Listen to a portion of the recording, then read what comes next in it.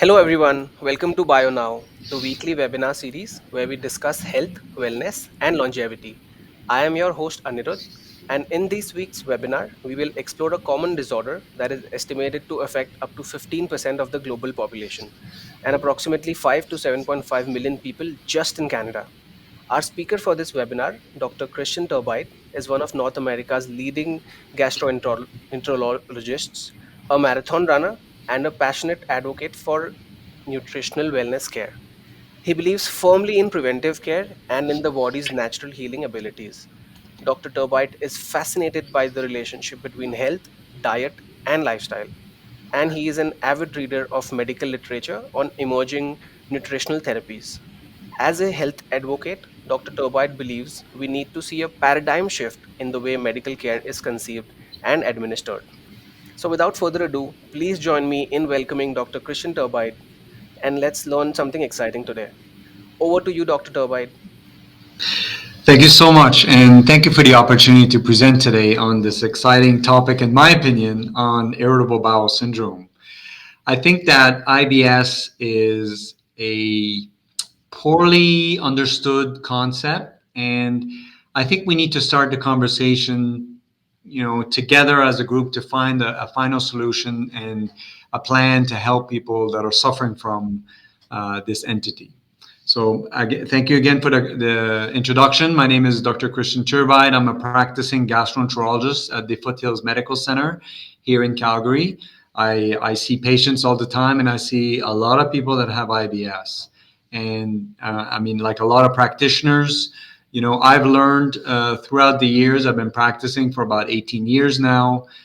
And my knowledge of IBS has changed, and my perception of IBS has changed as well. And we're going to go through that on today's presentation. So if you're ready to go, I want to jump right in and let's just start.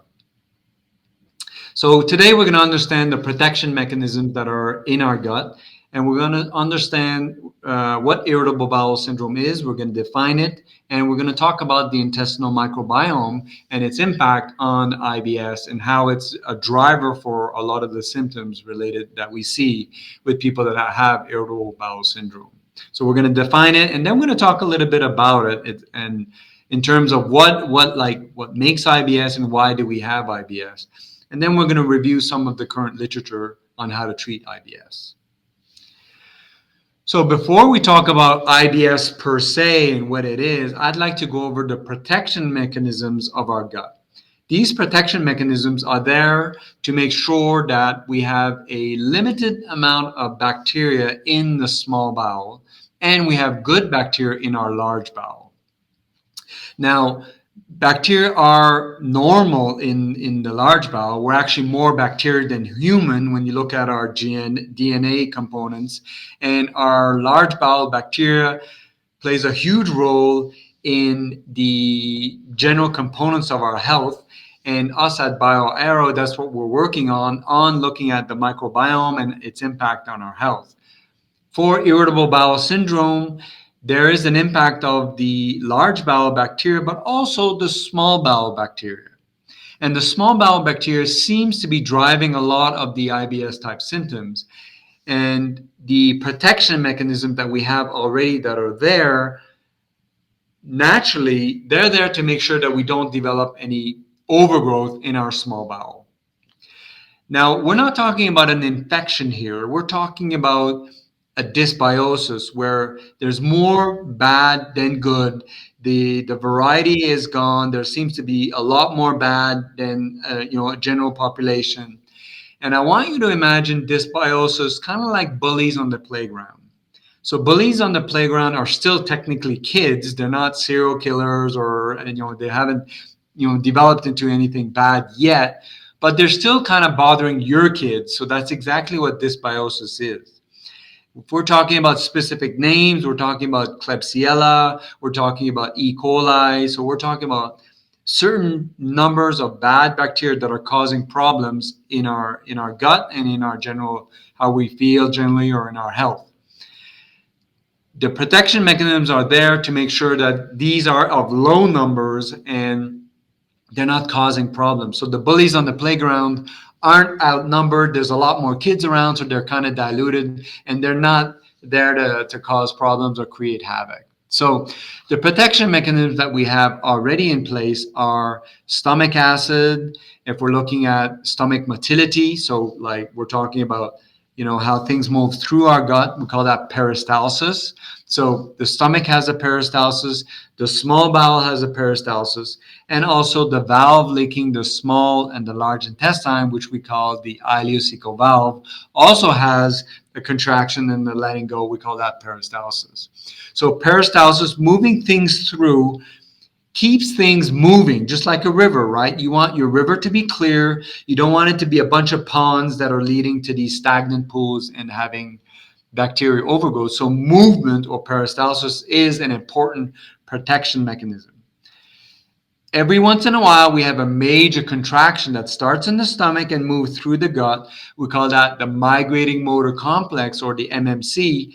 And the MMC is a major contraction, or a cleaning up or cleaning house contraction that moves everything through. And the MMC is a major contraction that happens only when we're fasting. So when we're sleeping, if we do intermittent fasting in the morning. So you see that contractions and cleaning up things are important. So fasting is an important component of keeping your gut healthy. Do you see where I'm going? So contractions, peristalsis is an important protection mechanism, and fasting is one of the ways that you can increase the contractions or the migrating motor complex. So fasting is one of the ways that you can have an optimal gut environment. Now, if you've had a previous bad gut infection, or you went to someplace and you thought you were drinking good water, but you weren't, or you ate something off the street and you had a bad gut infection, well, you might get rid of the infection. Your body protection mechanism got rid of it, but the contractions are still off. So you still have one major protection mechanism that might put you at risk for future things, future problems later on. So you see how contractions are really important, and migrating motor complex are another one. Now, a third one would be stomach acid. So stomach acid kills the bacteria that you swallow, kills the yeast destroys the yeast that found in your mouth. It helps you digest your protein, helps you digest your fat and all that, and your sugars. So adequate stomach acid is another protection mechanism. If you've got age, if you've developed certain infections, or you've got some micronutrient deficiencies, let's say magnesium or some zinc, or maybe some calcium, maybe your stomach doesn't make as much stomach acid as it used to. So you see that low stomach acid is another protection mechanism that might be gone. Your gallbladder is another one. So your bile system, as you see here, that's living right. The liver makes bile, and the bile is stored in the gallbladder. So if you require gallbladder surgery, or you've got fatty liver, steatosis, or whatnot, that can change the quality of the bile. Therefore, the bile acts like a soap that cleans out the bad bacteria. And guess what? Your good bacteria are more used to the bile. They've evolved with the bile. So if you've got a change in your bile, that's another thing that might affect one of your protection mechanisms. The pancreas is another one. Pancreas makes digestive enzymes that digest your food, but also digest some of the bacteria. So a healthy pancreas is another thing that is a protection mechanism. What affects the pancreas? Your diet, smoking, drinking, age. So all these things, you see how some of these protection mechanisms that we have in place all make sure that we have a healthy gut. But if there's a breakdown in one of these major mechanisms, you see that that's how you develop dysbiosis, or a change in your gut bacteria. Too many bullies on the playground. Now, a major thing that affects the health of your gut is your diet. Things like high refined carbohydrates, so bread, pasta, cookies, muffins, and cereal. If the majority of your diet comes from that, that's going to also affect the immune system of the gut, the nerves of the gut, also things like smoking and drinking. So you see that lifestyle can also influence the protection mechanism that we have in place. So things like previous infections, your micronutrients, did you get a previous infection or not? What's your lifestyle like? Your diet, your smoking, your drinking, your exercise, and also, like I said, the quality of the diet that you're eating. That all influences the environment, and that is what results in, do I have a pro environment or a bad environment? And that allows, again, the stagnant pools in the river's not flowing clear anymore, and then I have an increase in amount of bad bacteria that are growing, and then I have a dysbiosis, and then I go see my doctor and said, why do I have all these symptoms? So that's kind of like the to prepare the terrain. That's what I mean by like the understanding that that's what how we develop some of these problems, and also that's how we get to some of the solutions. A major governor or sergeant of the whole entire process is the brain, which then feeds these areas through the nerves called the vagus nerve that feeds the stomach. It regulates stomach acid, stomach emptying, the pancreas, the bile flow. So the vagus nerve from the brain is another major governor of all this protection mechanism. And what affects the brain a lot? Well, stress, right? So a lot of stress influences the vagus nerve output to the gut, and that's how stress influences the digestive system. It influences how we make acid, how we contract our stomach, and all that. So stress is another component. So what we call is mindset, or the way we think, does influence how our gut works. So you see how we've talked about physiology, but we're also talking about psychology, and we're also talking about lifestyle, and that all plays a big role in the protection mechanisms of the gut. So we're here today to talk about irritable bowel syndrome, and to be told that you're irritable and you've got an irritable bowel can have negative connotations, but it is a common phenomenon, and it's basically, if I would be to summarize it for you, is that IBS is usually defined as a chronic pain syndrome, and it's a frequent problem in the Canadian society because we've got, in my opinion, a breakdown in all of the defense mechanisms that I've spoken about, and that results in a big proportion of people that are going to their doctor and talking about some of these symptoms that they have. And it's very prevalent, so it's seen very frequently. About 30% of all family doc visits have some kind of GI idea. So burping, farting, acid reflux, I've got constipation, I've got diarrhea. So 30% of family doc visit have a GI flare. And also, if we look at the definition of irritable bowel syndrome, we're talking about 15% of the general population of Canada. These are through mail-in surveys and people who have said, yes, I have this, I have that. So we're looking at about 15% of the general population.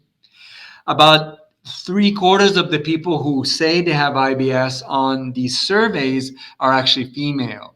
It's not just a question of women answering more surveys and that's why there are more women. No, there are other reasons for that. And we don't know exactly why exactly, but about 86% of the responders that have IBS are female. And some of these reasons could be the effect of estrogen on our physiology. So like some of the protection mechanism that I spoke about. It could be if also the effect of estrogen on gut pain, because estrogen increases tissue sensitivity of the gut to histamine, and histamine seems to be a major driver for gut pain. So that could also be a reason. Also, estrogen influences serotonin in the brain, and serotonin influences anxiety, sleep, and also the perception of gut pain at the brain level. So that could be some of the reasons why. We don't know exactly why more females than males have IBS, but it seems to be following the trend. Now, what is IBS? I've been talking about IBS for several minutes now. I said that it was a chronic pain syndrome. I also spoke about the protection mechanisms, but essentially IBS, irritable bowel syndrome, is a chronic pain syndrome. So what is it? I have gut pain at least once a week. So that means that it's frequent, right? It's once a week, and it's associated with a change in my pain when I pass bowel movement. So when I go to the bathroom, my pain is better, or my pain is worse right before I have a bowel movement. My abdominal pain is also associated with a change in stool form. So my poop is not like a nice sauce, soft banana or whatnot. It's flaky, and it's like dissipates in the toilet, or it's like a big mud pie. I'm being very descriptive now, but I am a gastroenterologist, so I can be excused. Um, I have patients all the time tell me that, like, well, it bothers me, but I'm just gonna say it, like, so a big mud pie, flakiness, so that's a change in stool form. And also on the other end of the spectrum is passing like hard lumpy stools, or like rabbit pellets or whatnot. That is a change in stool form associated with the abdominal pain. And also a third one is the frequency. So I'm going many times a day, or I'm going not many times in a week. So chronic abdominal pain, which is change with the, passing poop or gas, change with how the stool looks, and change with how frequency I go. So that is the true definition of IBS. Now, if I have chronic diarrhea, like I go many times a day, but I don't have abdominal pain, do I have IBS? Not clearly as far as the definition is concerned, but it's clear it's also not normal. I could have things like Crohn's or microscopic colitis, but I could also have IBS. But the savants of the world, they got it together, and in Rome actually, and they decided that for the definition of IBS, we were going to say that it was more abdominal pain as the main criteria associated with a change in stool form, frequency, or change with defecation. So that's the true definition of IBS. And if I have constipation or diarrhea and I don't have pain, I might have other things, but I might also have IBS, but you do not fulfill the true criteria of IBS. Now, the cause of IBS is multifactorial. Whenever you see a lot of things on, like in an article or a textbook, that just means that it's not clear. There's not a true defined cause. But I think personally, it's a breakdown in the protection mechanism.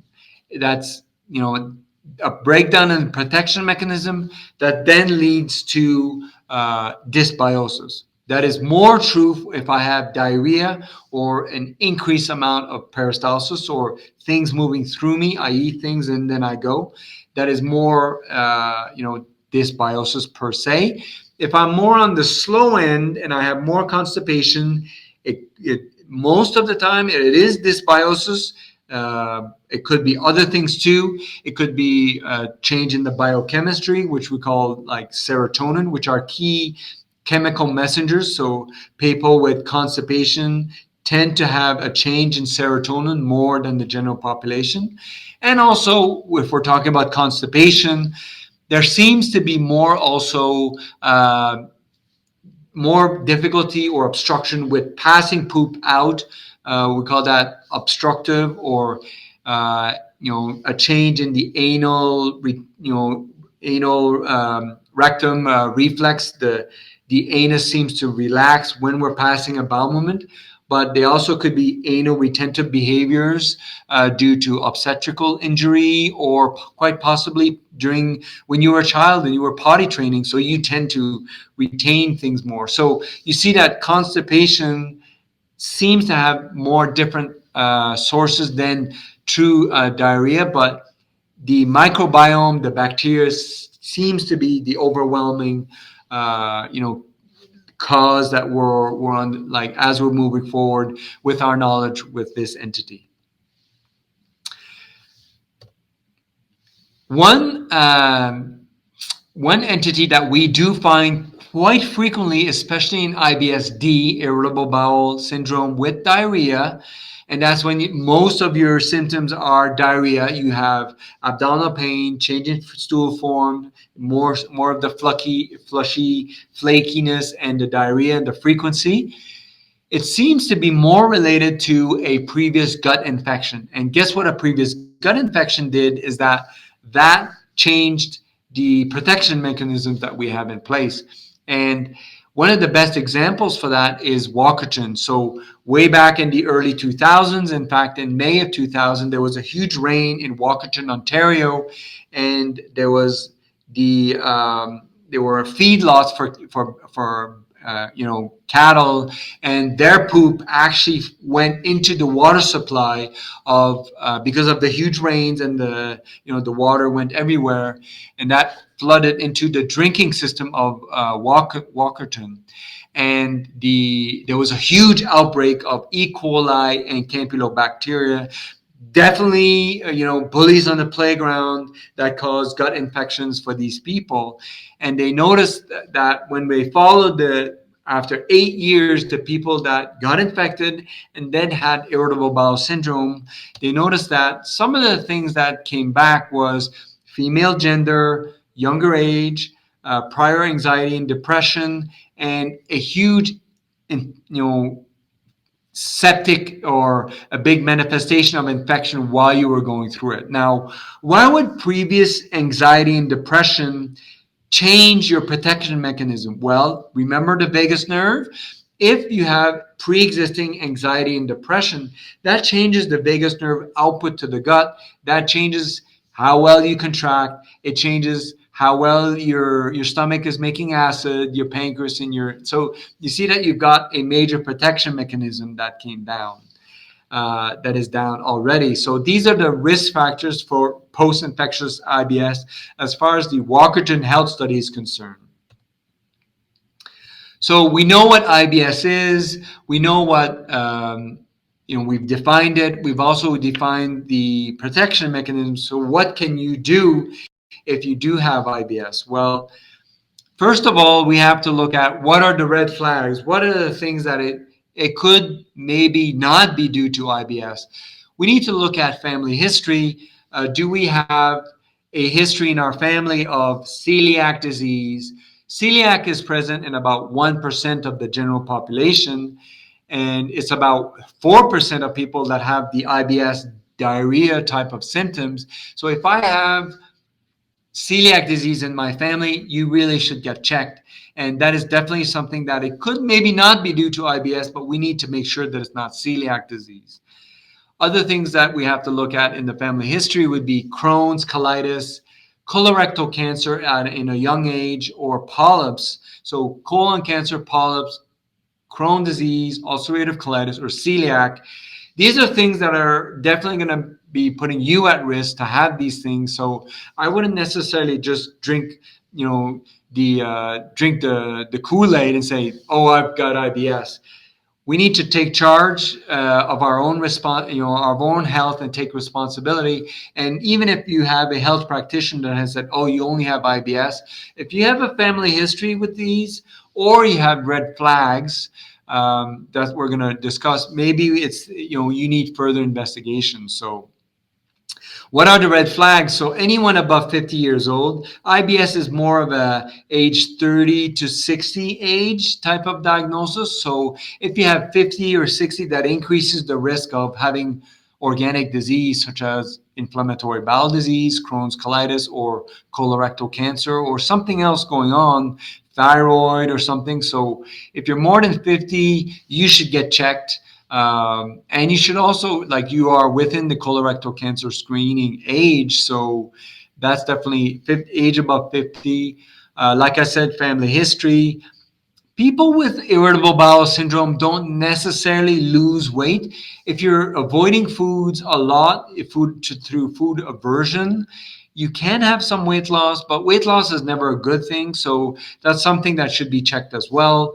If you've got visible blood in the poop or the stool, so definitely IBS is not something that is bleeding. So if you're having blood, it could be hemorrhoids, but from a gastroenterologist point of view, it ain't hemorrhoids until you make sure and you check. So if you're having bleeding, you should be checked. You should, in my opinion, have a colonoscopy, or at least a flexible sigmoidoscopy, to make sure that it's only hemorrhoids and not cancer. Have I seen cancer in young people that came in with rectal bleeding? Of course I have. I've seen colorectal cancer in 24-year-olds.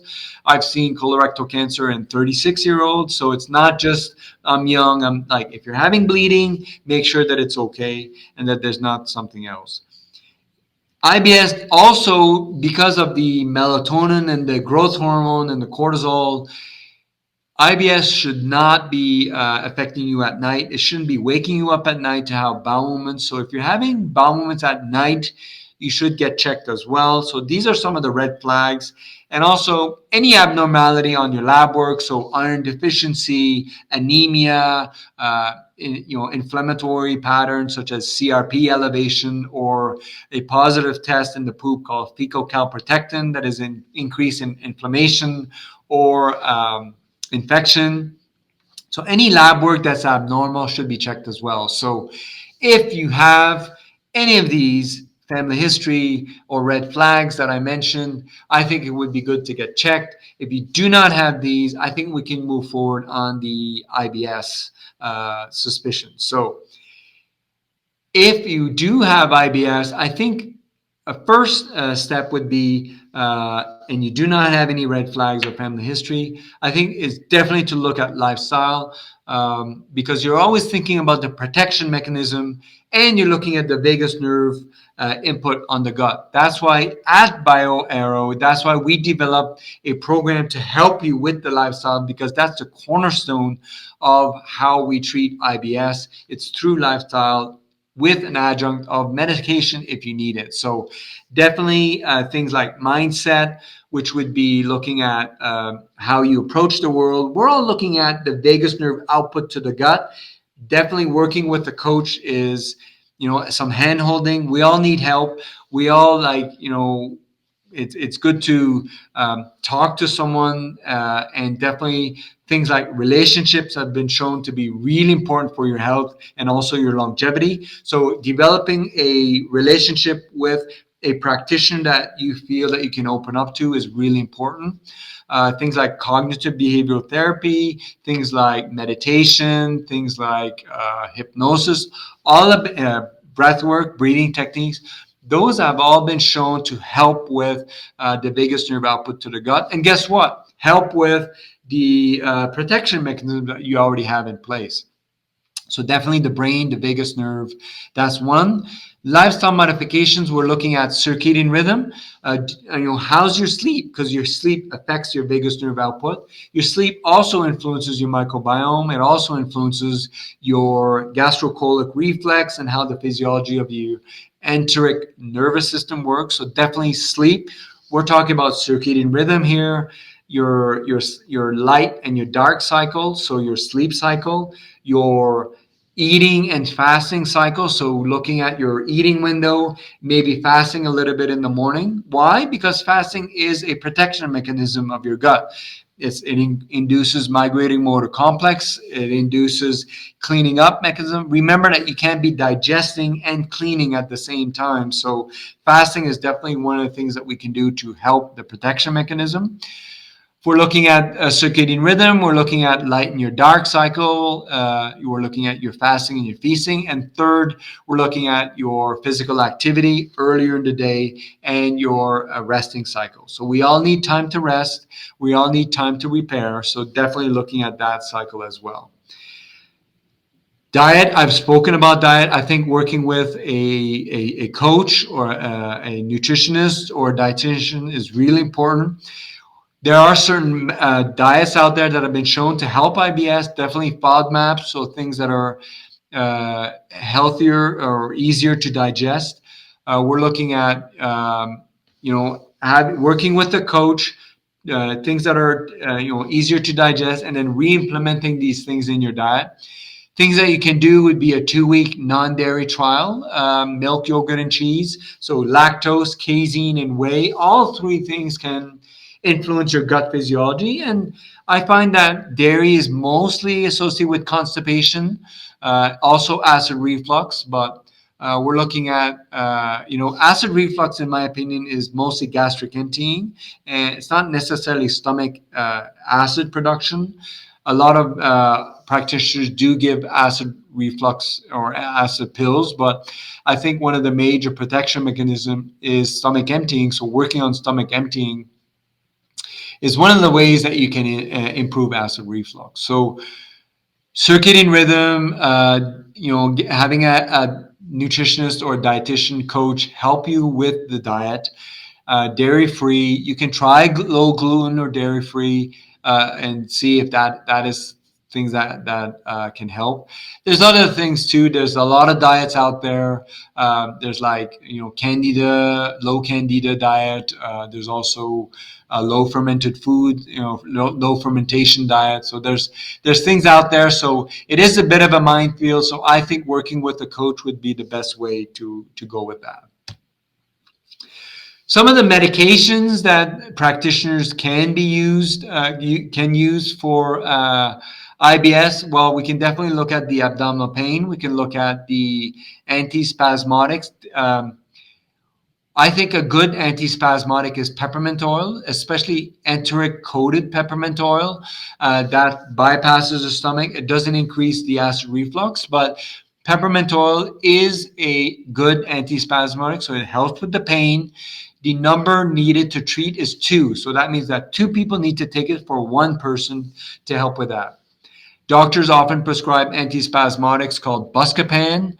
Buscopan is a prescription medication, and Buscopan is a number needed to treat of 10, actually. So enteric-coated peppermint oil is actually a better antispasmodic than the prescription one, but you can also take it.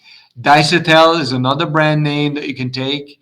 I don't find it extremely effective, but it is listed as some of the options that we can give.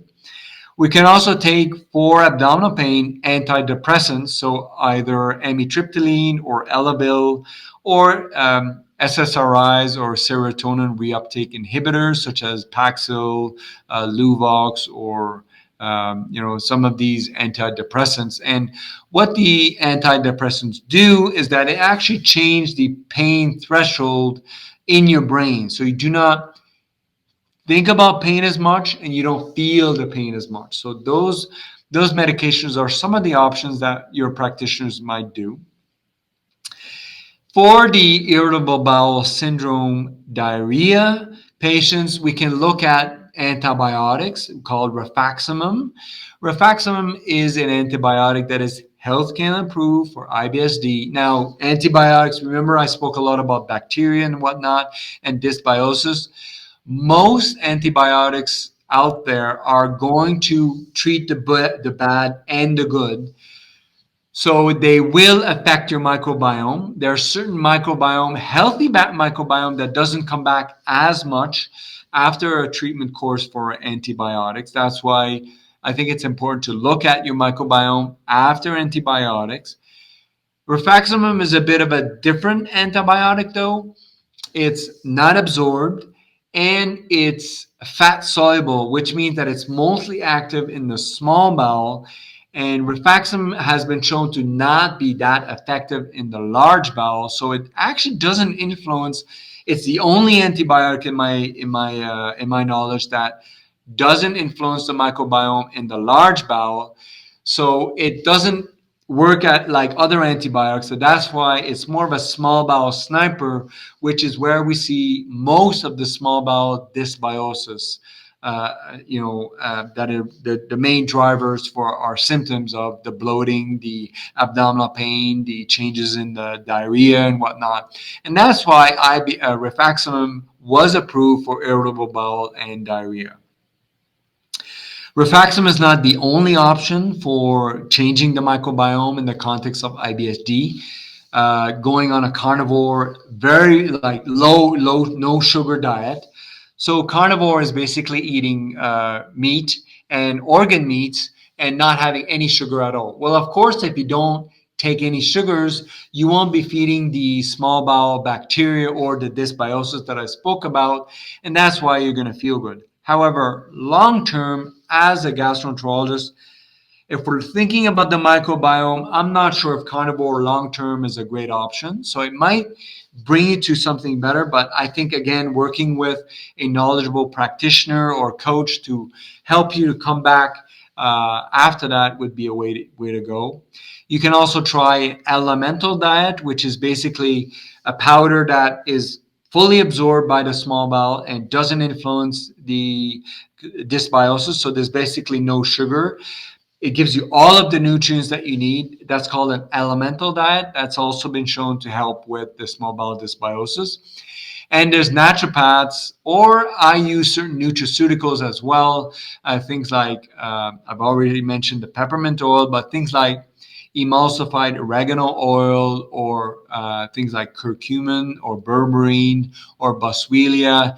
These are some of the nutraceuticals or the over the counter things that we can use to try to change the microbiome. And there are certainly things that have been shown to help with IBSD. So, oregano oil, berberine. There's a company out there called Metagenics, and they make a anti-dysbiotic product called Candibactin AR or BR. These are some of the options. Usually you need to take these for about a month or 6 weeks. The rifaximin antibiotic is healthcare approved. Those are not. And the rifaximin is for 2 weeks versus the nutraceuticals, which can be 6 to 8 weeks. IBS-C is another entity that we can treat with medications. I like to treat the IBS-C with dietary lifestyle modifications, but also certain nutrients like magnesium seems to help definitely with constipation. Like I mentioned, dairy previously. Flaxseed oil has been shown, and also the number one fruit for bowel regulator in the constipated patient has been shown to be kiwi. Now, take that with a grain of salt because it was published by New Zealand doctors that said that the New Zealand kiwi was the best. But hey, I mean, like, I like kiwi. I think it's a great fruit with a lot of sorbitol, which acts like a laxative. So if we're looking at constipation, we're looking at dairy-free trial for 2 weeks, probably some magnesium, taking a kiwi every day. Also, probably looking at flaxseed oil, probably 1 to 2 teaspoons a day, and see how that goes. Now, if that doesn't work, then you can go on to prescription medications, and there are 3 medications that have been healthcare approved for IBS-C. So plecanatide, tenapanor, and lanaclotide. So they're mentioned here on the lower right. So lanaclotide, plecanatide, and tenapanor. Those 3 medications are healthcare approved for IBS-C. So what does that mean anyway? Well, in order to get the IBS-C designation by Health Canada, you need to improve the bowel frequency. So you're not going once a week anymore. You need to improve the bowel form. So you're not going the hard pellets that you've got incomplete emptying, or you feel that you could go even more after you go. Straining and whatnot. So those are some things that are improved. And also you need to have improvement in the abdominal pain in order to get the IBS-C designation. So the lanaclotide, plecanatide, and tenapanor are the 3 healthcare approved medications for IBS-C. You can take other things that are found at the drugstore, such as Laxaday or Colite, or you can take things like Senocot or Smooth Move Tea, or where I'm X-Lax or things like that. But those seem to help bowel frequency, but they don't dampen the abdominal pain. You can work on the abdominal pain. Remember that the chemical messenger for abdominal pain is histamine. So that's where I think working on the microbiome helps the most. Now, I often get the question of probiotics. Probiotics seem to have some data, mostly studied by the companies themselves. But I think if we're looking at the health of a population and my health as well, we need to look at fermented foods as a way to reintroduce good bacteria back into our gut. So I'm talking about kefir, fermented milk. I'm talking about kombucha, yogurt, sauerkraut. There are certain fermented products as well that are available at the health food store that seem to be a good way to introduce good bacteria in our gut, and also foods that the bacteria can feed on this, which we call prebiotics. So there's the probiotic bacteria, which are the good bacteria, and the prebiotics that feed the probiotics. So the fermented foods seem to be a good way to reintroduce good bacteria, which then introduce more variety in our microbiome and more changes in the microbiome. And then eventually you want to look at some fibers while you're working with a coach in order to choose the right types of foods to put back and feed the prebiotic foods to feed those bacteria to be back. So, and make sure that they stay. So when we're looking at hunter-gatherers, bacterial populations from their microbiome, and they also eat about 150 grams of fiber a day.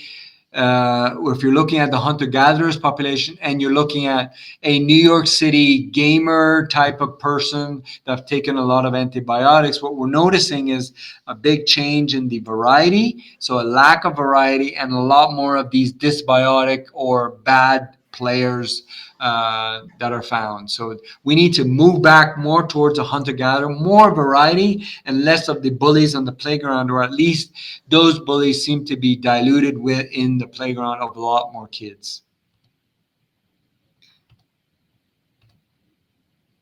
So this is just a slide looking at the rifaximin.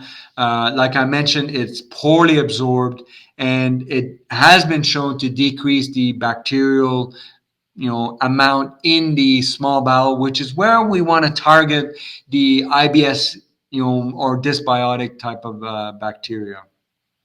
And these are the studies looking at the rifaximin in the IBS diarrhea population. There was a statistically improvement versus placebo. And also, in order to get the FDA and Health Canada approval, you need to have an improvement of the antibiotic versus placebo, even after 12 weeks of taking, you took it only for 2 weeks, but it's still present after 12 weeks of taking the medication. Target 3 was a retreatment trial. If I took it once and then my symptoms came back, can I take it again, Doc? Yes, you can.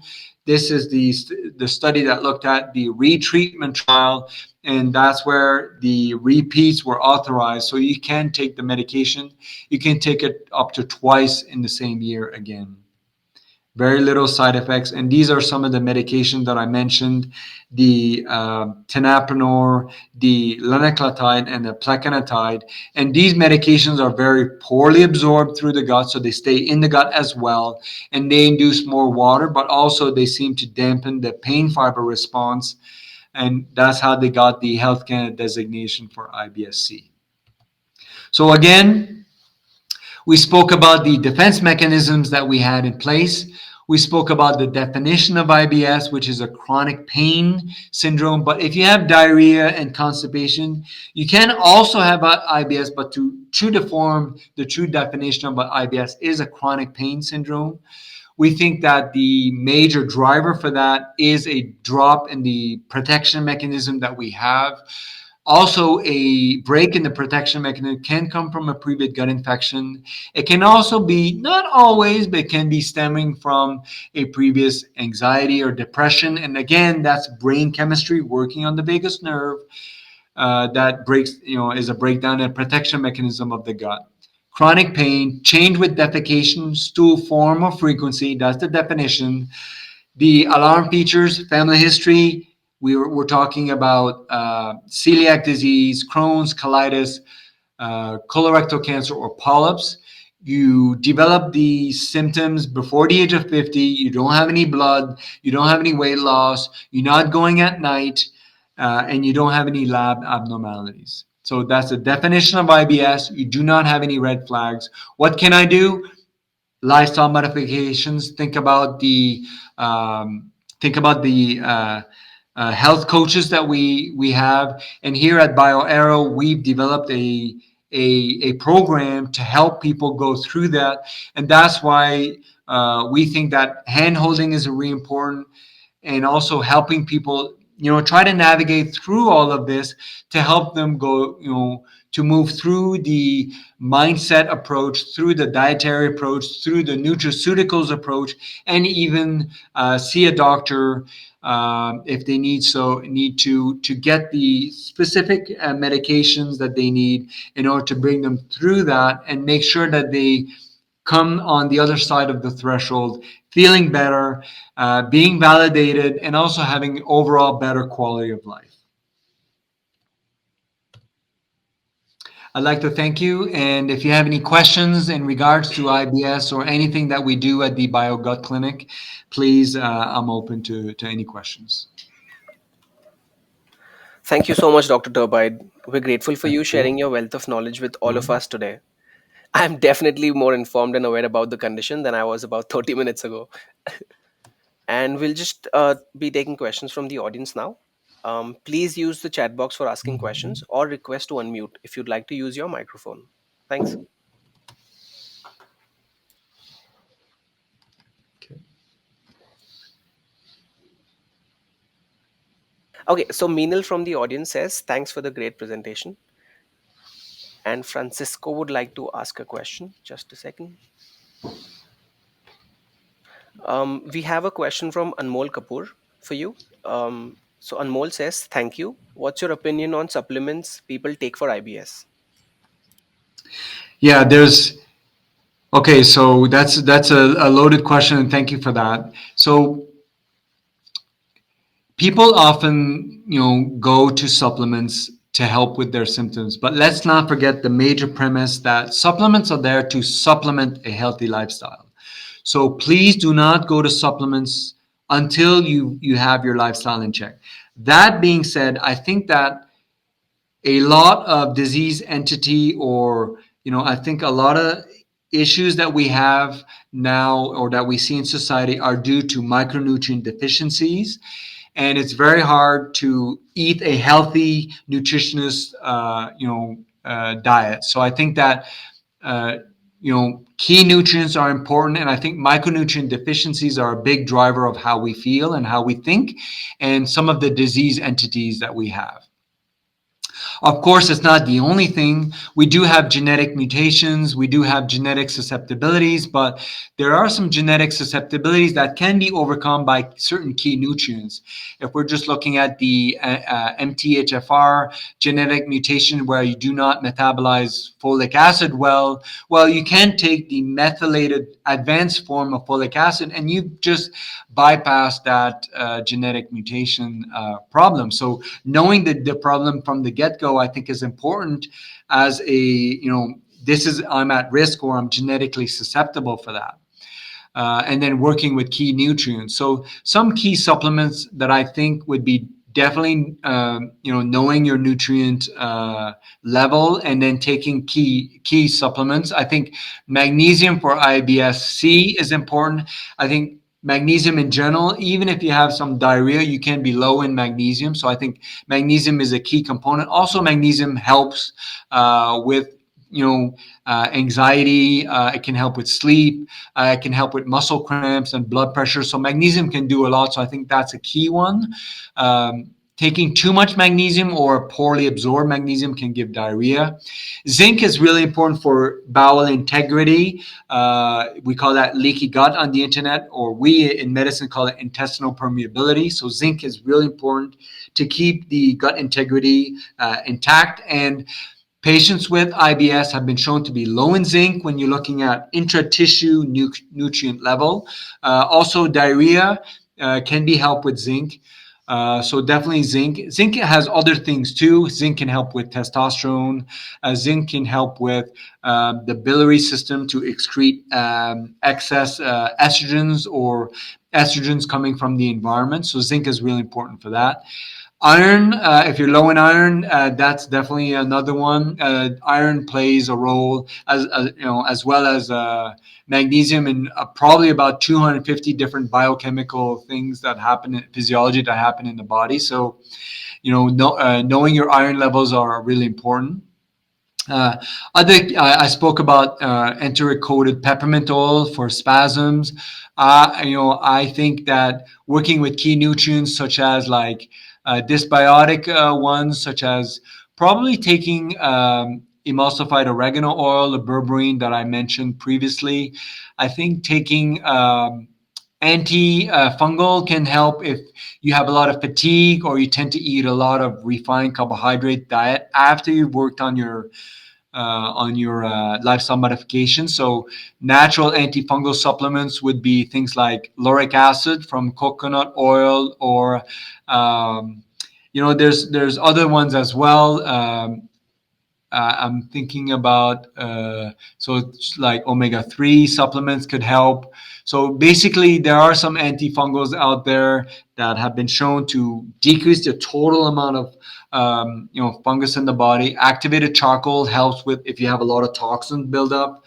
That is another one. So there's certainly like key nutrients out there. I think definitely magnesium, zinc, omega-3 from fatty fish or Mediterranean type diet. That's another one. So yeah, there are certain key nutrients, and thank you for asking. I think that can definitely help with the symptoms. Thank you, Dr. Turbide. We have another question from the audience. It's from Francisco, and he says, "What is your opinion on lactose breath test to diagnose small bacteria overgrowth, and how is that comparable with microbiome sequencing?" Okay, that is an excellent question, and I'm very happy to answer it. So when we're looking at small bowel dysbiosis, so we're looking at measuring a test for small bowel bacteria, there are several options available, and honestly, we don't have great options yet. So we're looking at doing a deep endoscopy or deep scope to look at, the small bowel, and this has been shown now. Like if I have IBS symptoms, I tend to have less variety and more E. coli and Klebsiella, more of the negative bullies on the playground type of bacteria. You can do deep endoscopy and actually measure, like suction that and like culture that in a lab and see if you have that. That is very invasive, and we don't usually do that. We do it if we have symptoms that don't seem to be responding, but more for research protocol. The breath test is you swallow a sugar and you see if you have excess gas being produced by fermentation of the sugar. Now, we should have gas being produced in our colon, and I think that that's a normal phenomenon, and that's not what we're looking at. We're looking at excess gas being produced before 90 minutes, where we think the sugar has passed the ileocecal valve and has gone into the large bowel. Now, if I'm looking at the test, and that's called a hydrogen breath test, that is usually a measure or a test that we say you do have overgrowth or not. The testing that we do is called a glucose-based test, which is better for the proximal small bowel, so the beginning of the small bowel, or a lactulose-based test that is more for the distal small bowel. And if you have a rise in hydrogen, so a gas being produced by the bacteria, we say you've got small bowel overgrowth or small intestine bacterial overgrowth, and likely that is the driver of your IBS type symptoms. The glucose-based test, like I said, is good for the beginning of the gut, but our own bodies absorbs glucose. So if your test is normal, is it because you don't have glucose or you just absorb the glucose that is there? So it's not the best test that has been shown. It's the most specific. So if you have an early rise in glucose, but if the glucose isn't high, it doesn't really help me. Lactulose is a sugar that is not absorbed, and that's more in the distal small bowel. That seems to be more correlative with a true diagnosis of small intestine bacterial overgrowth. Lactose is more for I do not absorb the sugar from dairy, but dairy has lactose, casein, and whey. So if I want a patient to do a trial of non-dairy, I don't order a lactose breath test. I just ask them to do not eat milk, yogurt, and cheese from the cow for 2 weeks. So those are the testing for the breath testing for uh, gas. But if you have a rapid transit and the sugar presents itself to the large bowel and I have a rise in hydrogen at like 60 minutes or 45 minutes, is it because you had a rapid transit? I don't really know because there's no like, bam, bam, bam. I've now passed the ileocecal valve and I'm now in the colon. So I can very confidently say you do not have small bacterial overgrowth. I'm not sure. So you have to correlate that with the symptoms. Now, here at BioAero, we measure stool DNA, and stool DNA or microbiome analysis is a very good test for bacteria in the large bowel. Bacteria in the large bowel is a very good manifestation of your general health. How are you digesting your food? Do you need more of this type of food? Are you at risk for multiple sclerosis? Are you at risk for, Parkinson? Are you at risk for colorectal cancer? That's where microbiome in the large bowel truly shines. If we could truly measure the small bowel bacteria precisely, that would be the ideal way to truly see if you have an excess amount of E. coli or Klebsiella. Now, doing a microbiome analysis, I think it's important. It's also a good general measure of your health. If we're looking at IBS, bloating in the small bowel per se, I think it's an adjunct, but likely, there's a possibility that you might not have E. coli in the large bowel in an excess amount of number, but you might have like Klebsiella that puts you at risk for ankylosing spondylitis, but maybe you've got E. coli in in the small bowel. So we need to analyze the microbiome with a bit of grain of salt for the small bowel because there's such a long small bowel and the microbiome can change from the small bowel to the large bowel. Also, I think genetics do play a role in IBS. So these are some of the adjuncts or testing that we can play. If you have MTHFR and you don't metabolize folic acid well, maybe you're at risk for other disease, including IBS or Crohn's disease, which has been shown to have a higher rate of MTHFR. There are certain genetics that have been shown to be linked to Crohn's disease as well. So that's all part of the picture. It's all part of the investigation. It all depends on how much do you want to accept responsibility in your health and moving forward. Thank you for the detailed explanation. Loved it. And we have a question from Pat next. So Pat's question is a multi-folded. It's there's two parts to the question.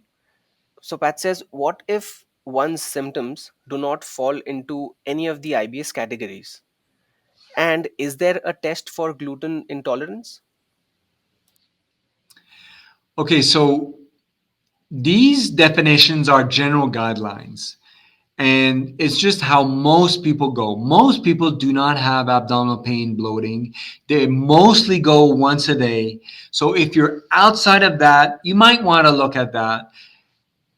Don't be too distraught if you do not fit in the clear IBS, definitions that the savants in Rome came up with. But that's where most of the people that have this group of symptoms fall into. So if you do not have that specific thing, do not get too distraught. But if you're not in the regular, I can eat well and I do not have bloating. I go once a day. I have good energy. I have good sleep. So just look at your own symptom category and see what you can come up with.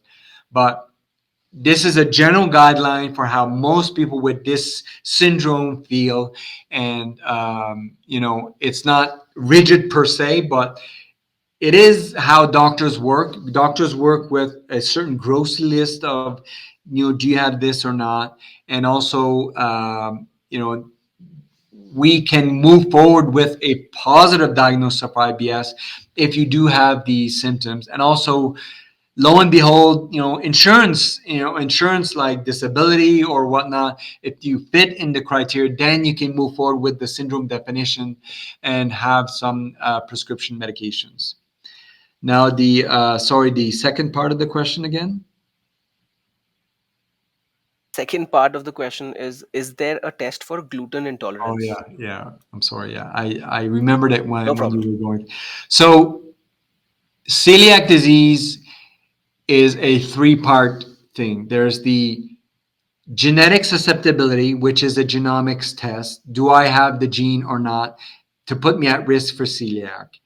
Gluten in the diet, and then a breakdown in the gut barrier or a leaky gut to bring the gluten through the gut and expose it to the immune system, and then have an immune response against gluten. That is an immunological reaction. It's a blood test positive, it's a biopsy positive. You do have celiac disease. That's about 1% of the general population. If you do not feel good when you eat gluten and you do not have celiac, you've been investigated and you do not have celiac, you can have celiac without the blood test. You can have blood test negative, positive biopsy celiac. That does exist. So if you've been investigated, you've seen a gastroenterologist, you do not have celiac, and you do not feel good when you eat gluten, well, you probably do have gluten sensitivity. You can have sensitivity to a lot of things. I do not tolerate almonds well. Do I puff up with an allergy when I eat them? No. But do I have abdominal pain when I eat them? Yes. So I I ate a lot of almonds earlier in my life when I was in residency, pretty stressed out. I think I probably had some leaky gut going on. And I developed a sensitivity to almonds. And I think sensitivity does exist. And I think it's in part due to the immune response, maybe the gut microbiome. Uh, and I think that gluten sensitivity is a thing. Now, is it the gluten? Is it the gliadin? Is it the lectins? Is it the refined carbohydrates? I don't know. But, if we take responsibility for our health and we do not feel good when we eat it, then you have your answer. Thank you for answering that, Dr. Turbide. We have Meenal with a question. She says, if fecal microbiome transplant can help in treatment, like can fecal microbiome transplant help in treatment? So, fecal transplant, as far as medicine per se, the standard of care is concerned, the true definition, or no, the true indication, the reason to do fecal transplant is for Clostridium C. difficile diarrhea. So if you took a course of antibiotics and you got C. difficile infection, you've got C. diff colitis, then fecal transplant is definitely a treatment for you. I've had patients with their IBS take fecal transplant, and remember that the small bowel dysbiosis seems to be driving a lot of the symptoms. Transplanting the stool might not be the best option for you. Uh, Fecal transplant, apart from the ick factor, can be dangerous if you take infection from someone else and you give it to yourself. I've had patients that did it themselves. I'm not sure if I would suggest that. Do they have an infection? Do they have hepatitis B and didn't know it? You would get that. Do they have Hep C? Do they have HIV? So that needs to be taken with a grain of salt. Literally, do not do this at home. Um, Science is always evolving. Like science is kind of like trying to shoot a deer. So a running deer, like you gotta change your aim, you gotta adapt, and when new information comes in, you gotta change. Now, will fecal transplant be a way of the future? I don't know. I hope someday that at BioAero we're able to formulate probiotic enemas that deliver bacteria right to the large bowel. So I'm not trying to steal anyone's thunder, and please don't steal my idea, but I think the future is heading in that way. I think if we can do a fecal transplant through good lifestyle modification that changes your bacteria. I think if we can look at our microbiome and then readjust as we're doing lifestyle modification and maybe doing some probiotic enemas down the road, that might be a fecal transplant in itself. But buying a blender at Walmart and doing this yourself, I'm not sure. And also, I'm not sure if fecal transplant for IBS diarrhea is actually going to help. It might help with IBS-C or constipation, but I'm not sure. But the official word is mostly for C. diff infection. Thank you for answering that. Appreciate it. And we have another question from Raj. He says, what microorganisms are most commonly implicated in IBS? So when we measure the bacteria in the small bowel that are linked to IBS-D, we see mostly the bullies on the playground. So E. coli and Klebsiella seems to be the major drivers of the hydrogen production and the toxin production. So mostly of the gram negative type, and it seems to be a lack of variety and more of an abundance of the gram negatives. I'm talking mostly the E. coli, Klebsiella. Now, each of those bacteria have subtypes, but those are the major groups for IBS-D. For the IBS-C, it is not hydrogen gas that is produced. It is more of the methane gas, the same gas that is produced by the cows. So methane gas seems to slow down the transit. Now, methane gas is produced by microorganisms called Methanolvanobacter brevi. So they're a type of not bacteria, but microorganism that produces methane gas. Methane gas, they seem to be hanging around mostly around the appendix. And I think that's likely why constipation is a risk factor for appendicitis.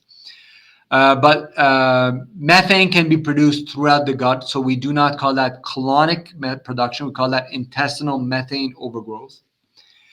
Methane does slow down bowel transit, but take that with a grain of salt because there are some people that produce a lot of methane and do not have constipation or IBS-C. So it's not the only factor in the equation. There's also this whole serotonin, question. People that are constipated tend to have less serotonin in their blood, likely less serotonin in their brain. So increasing serotonin, is that a microbiome issue? Most likely. And serotonin is definitely linked to the microbiome. Certain key nutrients like 5-hydroxytryptophan, tryptophan in your diet, 5-hydroxytryptophan, serotonin into your brain. That is one key component. So constipation is methane, serotonin, and also remember that I mentioned some of the potty training behavior, anal retentive behavior. It can also be maybe some contractions of the anal, maybe even unconscious while we're trying to poop. So constipation seems to be, definitely microbiome based, but it's not the entire picture. More diarrhea, IBS-D seem to be more microbiome derived, but small bowel based. All right, thank you. We have another question from Sadia. Sadia says, thank you, Dr. Turbide. What is the role of antidepressants like tricyclic antidepressants in IBS? So the role of the antidepressants in general are there to help the symptoms. They do not address the lifestyle modification. They do not address the microbiome. They do not address, the protection mechanisms. So what essentially, it's an adjunct to help with quality of life. So it decreases the pain threshold. So you feel pain at a higher point. So, you feel less pain. You might sleep better. But remember that sleep with medication, including the zopiclone, the antidepressants, is not as much of a restorative sleep if we're looking at brain-derived factor, if we're looking at on MRI ventricle dilatation. So sleep under chemical is not the same, including marijuana, by the way, THC. But they help with sleep quantity, not necessarily quality. But it does change the pain threshold. If we have a depressive episode and we need them, or we've got severe sleep issues, then it might be an adjunct for quality of life. If we're taking a tricyclic or Elavil or antitryptamine, tricyclics are anticholinergic, so they slow things down. Those are more our best treatment adjunct for the diarrhea patients, whereas the SSRIs or the serotonin speed things up. So if you increase serotonin, you speed things up. So the SSRIs like sertraline or Paxil or Luvox or all these SSRIs tend to speed things up. Those are best used in a constipated patient. Well, and Rudin, I think that's it. Thank you so much for giving me the opportunity, and I'd like to again just to put a plug into the great program that we've developed here at the BioGut Clinic. We have the mindset approach. We have a psychologist that works with you. We've got an excellent dietitian, nutritionist coach to help you to look at your microbiome and also see what are you eating. What can we do to help with your dietary choices that you take on a daily basis that can help with your protection mechanism that you have. They're very knowledgeable in the lifestyle modifications that we have, the protection mechanisms, that we can all do to enhance the health of our gut. So all that ties nicely into some adjuncts and some extra testing that we can do to look at the microbiome. Quite possibly in the future, we're looking at micronutrient analysis. So I'm very excited for the future of the BioGut Clinic and how we can help people to move forward.